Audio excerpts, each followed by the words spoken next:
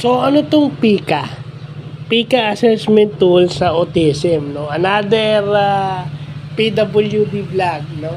So itong assessment na to ay ginagawa ng mga pediatricians, psychiatrists and clinical psychologists, no? Ina-assess nito sa loob ng isang buwan daw kung bakit yung mga pasyente ay kumakain ng non-food items, no?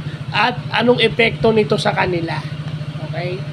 Kasi yung mga non-food items na yon pumapasok sa katawan ng tao at maaring mag-cause yun ng triggers.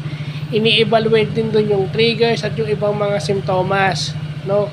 So, tayo ay nagpapasalamat sa ating sekretary na si Ate Roda Bustamante dahil may nagtanong sa kanya ng ganito. So, sasabihin ko po kay Ate Roda na wala pa tayong kilalang doktor dyan. Maghahanap pa tayo ng doktor para dyan, no? Kasi psychology, clinical psychologist, psychiatrist or pediatricians, pag bata, pag matanda, gastroenterologist kasi sa tiyan.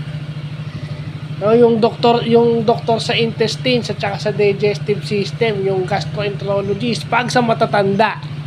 Okay? Yan. So, yun yung importanteng nalalaman natin na may mga ganyan pala, no? Kailangan nating malaman yan. So, yun lang po.